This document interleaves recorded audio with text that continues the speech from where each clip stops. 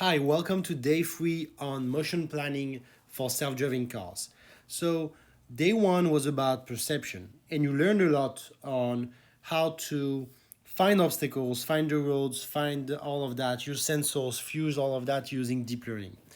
In day 2, we talked about localization, and I tried to give you an overview of localization techniques and where could you work as a deep learning engineer inside this. In day 3, we're going to talk about planning. So, planning is the brain of a self driving car. It's really important, and basically, no self driving car can exist without this module.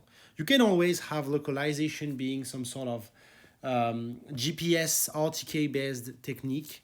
And planning is really different. It's really like decision making, all of that. We're going to see that right now. So let me just click on it. My fingers are a bit big. All right. So we have 3 steps in planning. The first one is high level planning. This idea that you want to generate a trajectory on a map from A to B. So you're going to put the output of mostly localization, but you kind of know your localization, you are the starting point, and you want to generate a planning. So this is basically what you can have in Google Maps in ways. This is really, there is no notion of other vehicles, there is no notion of traffic laws, there is just this idea of where should you go.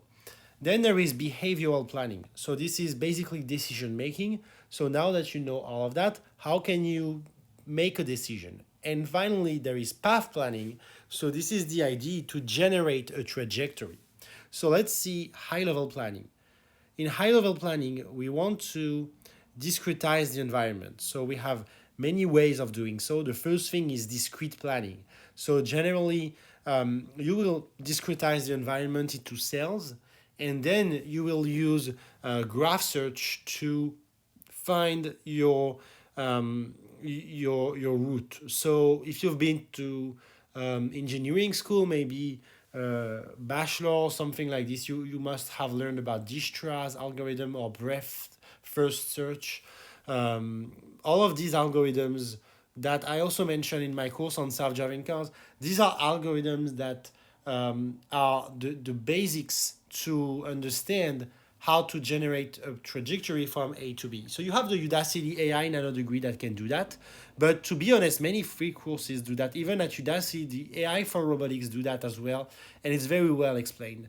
Then there is the sample-based planning. So there is another idea, which is you might want to have a more continuous approach.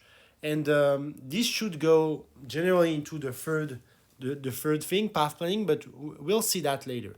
And then there is probabilistic planning. So here you can use reinforcement learning to generate your trajectory on the high level map.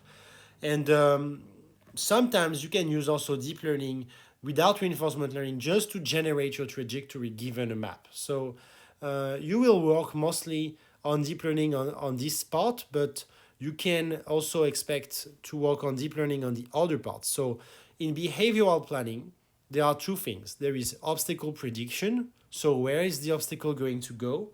And then there is decision making. So what am I going to do now?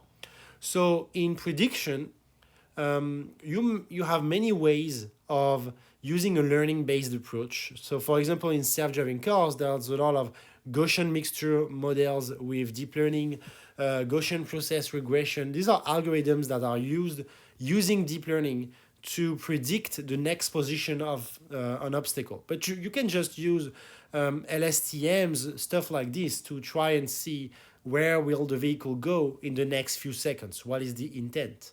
And then if you want to use Kalman filters, you can as well. And you have the traditional way with salt algorithms, and I have 2 courses on that. And also deep salt, so this is the same idea of tracking, but using deep convolutional features. So this basically reinforce this idea of having occlusion and being sure that an obstacle is well tracked. So that is the first part. And then in decision making, we really want to have a rule-based approach. So implement traffic laws, decide that we cannot drive if there is a red light, stuff like this. So that's why we have the output of perception that goes into that part. because here we're using our detections of the red lights, all of that, to decide if we're continuing or not. And sometimes we use deep learning, reinforcement learning, many techniques to decide if we're going to go left, go right, to follow our initial trajectory. And I have recently read a post from Voyage, which is a self-driving car startup, who has some sort of hybrid approach using traditional and deep learning ways. Finally, you have path planning. So this is really the same as we had here.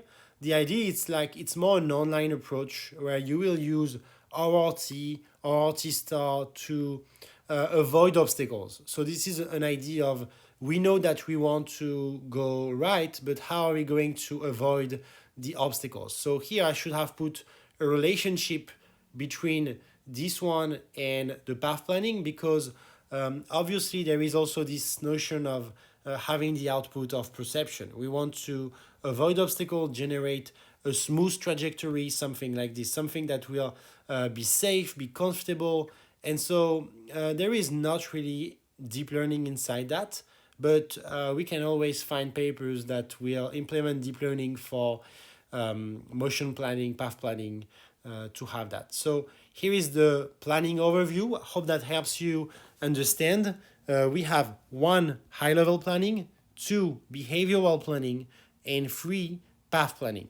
And after these 3, we will have control tomorrow.